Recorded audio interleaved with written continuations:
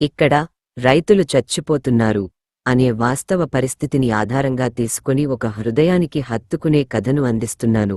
ఇది వ్యవసాయంలోని కష్టాలను, రైతుల బాధలను మరియు పరిష్కారాల అవసరాన్ని హైలైట్ చేస్తుంది. కథ: విత్తనాల ఆశ. రంగయ్య ఒక చిన్న రైతు. 2 ఎకరాల పొలం ఉంది. బండరాయిల మధ్య బతుకుతెరువు కోసం శ్రమించాడు. వేసవి వేడికి నేల బిగుసుకుపోయింది. వానలు పడలేదు. పెట్టుబడికి అప్పులు చేశాడు. విత్తనాలు విత్తాడు. కాని విత్తనాలు మొలకెత్తలేదు. బ్యాంక్ నోటీసులు, సౌదపు వ్యక్తుల బెదిరింపులు, పిల్లల చదువు ఖర్చు అన్నీ కలసి రంగయ్యను మానసికంగా కుంగేలా చేశాయి. ఒకరోజు రంగయ్య ఆత్మహత్య చేసుకున్నాడు.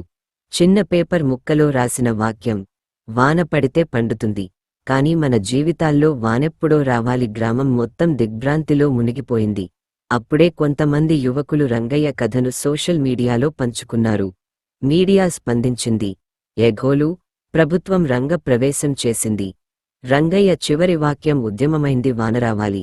ఆ కథతో గ్రామానికి శాశ్వత నీటి ప్రాజెక్టు వచ్చింది. మరొక రైతు కూడా చనిపోవద్దని గ్రామం కసిగా నిలబడింది.